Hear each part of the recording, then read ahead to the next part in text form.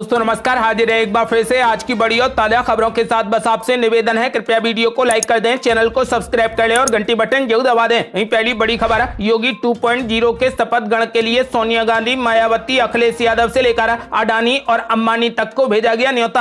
आपको बता दें कि मुख्यमंत्री योगी आदित्यनाथ की अगुवाई में 25 मार्च को दूसरी बीजेपी सरकार का शपथ ग्रहण समारोह होगा। समारोह में देश की कई नामचीन हस्तियां मौजूद रहेंगी। इसके लिए सोनिया गांधी, राहुल गांधी, प्रियंका गांधी, मुलायम सिंह यादव, मायावती और अखिलेश यादव सहित विभिन्न दलों के नेताओं के साथ उद्योग और फिल्म जगत की कई बड़ी हस्तियों को न्योता भेजा गया है। सूत्रों से मिली जानकारी के अनुसार शपथ ग्रहण समारोह के लिए एक तरफ जहां पर कांग्रेस की अंतरिम अध्यक्ष सोनिया गांधी, महासचिव प्रियंका गांधी, सांसद राहुल गांधी, बसपा की राष्ट्रीय अध्यक्ष मायावती, समाजवादी पार्टी के संरक्षक मुलायम सिंह यादव और राष्ट्रीय अध्यक्ष अखिलेश यादव को भी आमंत्रण पत्र भेजा गया है। वहीं आमंत्रितों में अतिथियों की सूची में उद्योगपति मुकेश अंबानी, गौतम अडानी, आनंद महिंद्रा जैसे कई बड़े नाम शामिल हैं। इस मौके पर कई फिल्मी हस्तियों के भी मौजूद रहकर समारोह में चार चांद लगाने की संभावना है। बॉलीवुड से आमंत्रितों में अक्षय कुमार, कंगना रनौत, अनुपम खेर, बोनी कपूर, अजय देवगन, विवेक अग्निहोत्री सहित कई हस्तियां शामिल होंगी। आपको बता दें कि शपथ ग्रहण समारोह में शामिल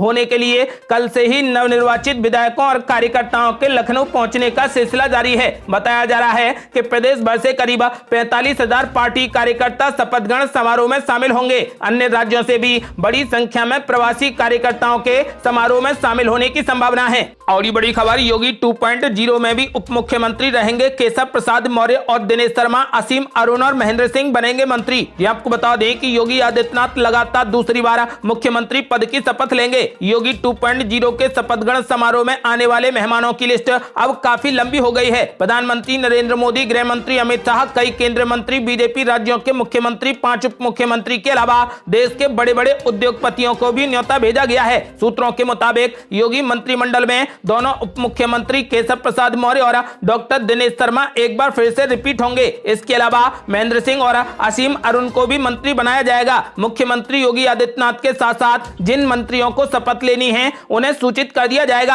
आपको बता दें कि समारोह को भव्य बनाने की जोरदार तैयारियां हो रही हैं। इस समारोह में खुद प्रधानमंत्री नरेंद्र मोदी भी मौजूद रहेंगे। और ये बड़ी खबर, योगी के शपथ ग्रहण से पहले ही अखिलेश यादव ने बोला जबरदस्त हमला, सांडों को लेकर साधा निशाना। ये आपको बता दें कि एक तरफ जहां पर भारतीय जनता पार्टी योगी आदित्यनाथ के शपथ ग्रहण की तैयारियों में जुटी है, तो वहीं विपक्ष में बैठने के जनादेश पाने वाले अखिलेश यादव सरकार पर हमलावर हैं। सपा अध्यक्ष अखिलेश यादव ने छुट्टा जानवरों की समस्या को लेकर बीजेपी पर जबरदस्त हमला बोला है। उन्होंने छुट्टा जानवरों की समस्या को लेकर एक क्लिप को साझा किया है, जिसमें बताया गया है कि इस महीने सांडों के हमले से 2 लोगों की जान जा चुकी है। हाल ही में संपन्न हुए विधानसभा चुनावों में भी अखिलेश यादव ने छुट्टा जानवरों की समस्या को प्रमुखता से उठाया था। अखिलेश यादव ने जिस न्यूज क्लिप को साझा किया है उसमें दावा किया गया है कि उत्तर प्रदेश में 11 लाख से अधिक छुट्टा जानवर घूम रहे हैं। मार्च महीने में सांड हमले में 2 लोगों की मौत हो चुकी है। इसमें सांडों के सड़क पर लड़ते हुए तस्वीर भी है। अखिलेश यादव ने बिना किसी व्यक्ति या पार्टी का नाम लिए ट्वीट किया है। यूपी में इस समस्या और किसानों में इसको लेकर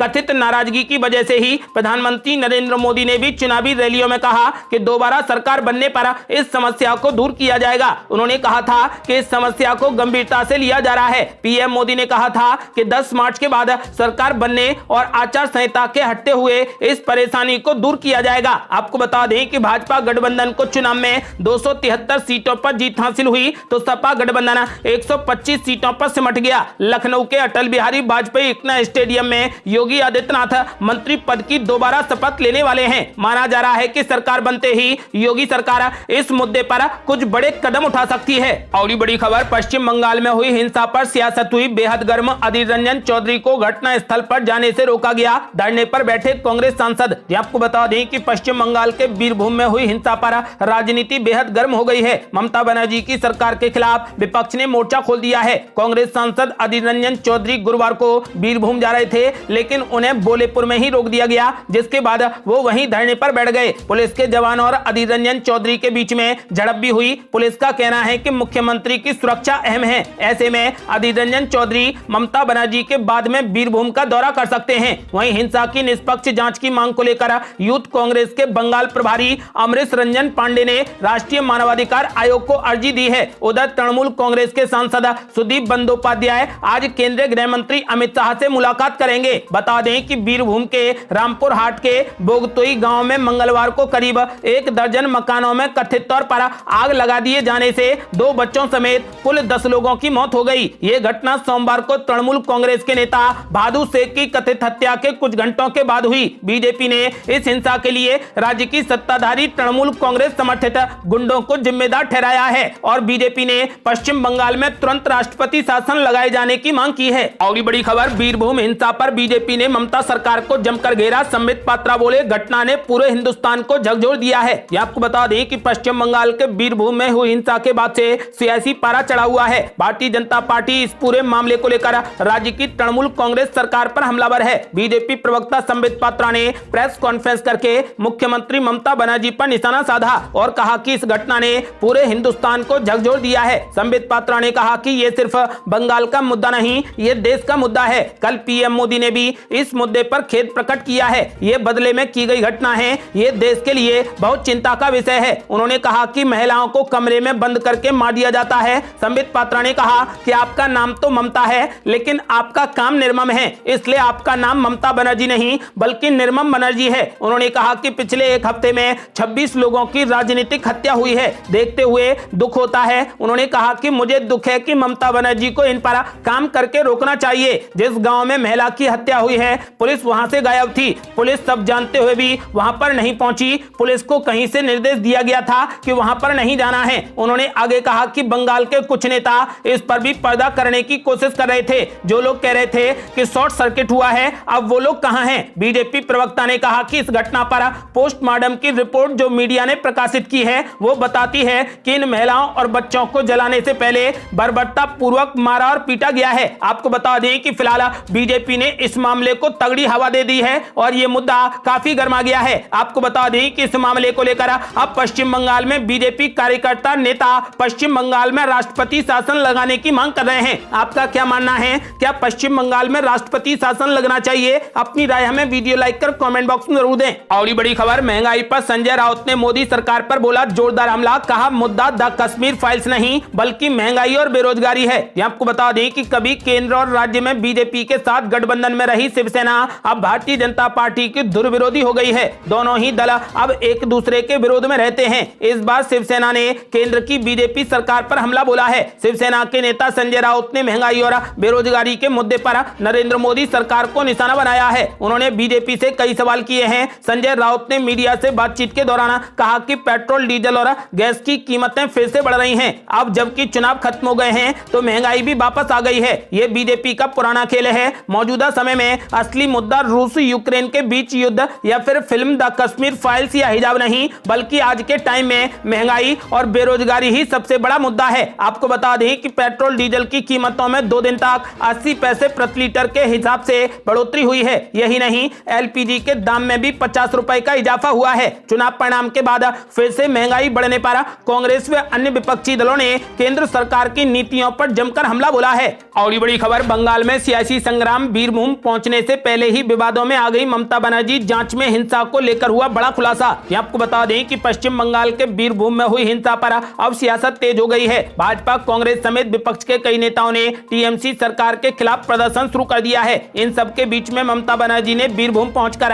हिंसा में मारे गए लोगों के परिजनों से मुलाकात की और आरोपियों को चेतावनी दी। ममता बनर्जी ने कहा कि रामपुर हाट हत्याकांड के संदिग्धों की तलाश करनी होगी, सभी आत्मसमर्पण करें नहीं तो पुलिस गिरफ्तार करेगी। इसके अलावा अधीर रंजन चौधरी सहित कांग्रेस प्रतिनिधियों को बीरभूम जिले के शांति निकेतन में ही रोक लिया गया। इसके बाद सभी नेता धरने पर बैठ गए। बीरभूम हिंसा में मृतकों के परिजनों से मिलने से पहले ममता बनर्जी विवादों में भी आ गई हैं। दरअसल उनके स्वागत में पार्टी कार्यकर्ताओं ने तोरण द्वार तक लगा दिए, जिसकी काफी निंदा हो रही है। भाजपा ने तो यहां तक पूछा है कि आप शोक मनाने जा रही थी या फिर जश्न मनाने। भाजपा नेता अमित मालवीय ने कहा कि बीरभूम के रामपुर हाट में स्थानीय बेशर्म टीएमसी इकाई तोरण द्वार लगाकर ममता बनर्जी के स्वागत के लिए तैयार है। माना जाता है कि वो उस भीषण नरसंहार का जायजा लेने के लिए दौरा कर रही हैं, जिसमें उनके शासन के ही करीबी लोगों ने कई महिलाओं को और बच्चों को जिंदा जला दिया था। ये क्रूर और अमानवीय है। आपको बता दें कि वहीं बीरभूम जिले के बेगतुई गांव में 3 महिलाओं और 2 बच्चों समेत 8 लोगों को जिंदा जलाने से पहले बुरे तरीके से पीटा गया था। मृतकों के शवों की पोस्टमार्टम जांच में इस बात का खुलासा हुआ है। रामपुर हाट अस्पताल के एक अधिकारी ने बताया कि शवों का पोस्टमार्टम और अन्य जांच करने वाले फोरेंसिक विशेषज्ञों के प्रारंभिक निष्कर्षों के अनुसार पीड़ितों को पहले बुरे तरीके से पीटा गया और फिर जिंदा जला दिया गया। आपको बता दें कि इसको लेकर पश्चिम बंगाल में राष्ट्रपति शासन लगाए जाने की मांग हो रही है। और बड़ी खबर, भव्य होगा योगी का शपथ ग्रहण समारोह। लखनऊ में सजे मंदिर, पार्क और चौराहे 11 स्थानों पर होगी भव्य आतिशबाजी। आपको बता दें कि 25 मार्च को नई सरकार के शपथ ग्रहण समारोह के बाद राजधानी में भव्य आतिशबाजी होगी। शहर के कुल 11 स्थानों पर आतिशबाजी का इंतजाम किया गया है। सभी बड़े पार्कों में भी आतिशबाजी होगी। इतना स्टेडियम के पास भी समारोह के समाप्ति के बाद भव्य आतिशबाजी होगी। 25 मार्च को नई सरकार के शपथ ग्रहण पर शहर का नजारा बेहद खूबसूरत होगा। एक तरफ जहां पर सभी प्रमुख मार्गों व पार्क सजाए गए हैं, वहीं मंदिरों को भी बिजली की झालरों से सजाया जा रहा है। मंदिरों को सजाने की जिम्मेदारी नगर निगम के सभी 8 जोनों के जोनल अधिकारियों को दी गई है। सभी मंदिरों की सज्जा का काम करेंगे। इसके अलावा नगर निगम के सभी 8 जोन में भव्य आतिशबाजी का इंतजाम किया गया है। पार्कों तथा खाली मैदान पर आतिशबाजी की जाएगी। लखनऊ विकास प्राधिकरण ने 3 स्थानों पर आतिशबाजी का इंतजाम किया है। इनमें इकना स्टेडियम के पास भी भव्य आतिशबाजी होगी। इसके लिए विशेषज्ञ आतिशबाज बाहर से बुलाए गए हैं। आपको बता दें कि आतिशबाजी में अब तक का सबसे सुंदर नजारा देखने को मिलेगा। इसके अलावा एस बाग रामलीला ग्राउंड तथा स्मृति उपवन में भी भव्य आतिशबाजी होगी। एलईडी सचिव पवन कुमार गंगवार ने बताया कि आतिशबाजी के लिए विशेष इंतजाम किया गया है। ब्रांडेड पटाखों से आतिशबाजी होगी। ये थी अब तक की बेहद बड़ी खबरें। यदि आपने अभी तक हमारे चैनल को सब्सक्राइब नहीं किया है तो कृपया चैनल को सब्सक्राइब कर घंटी बटन जरूर दबा दें। जल्दी मिलते हैं बड़ी अपडेट के साथ। तब तक के लिए जय हिंद, जय भारत।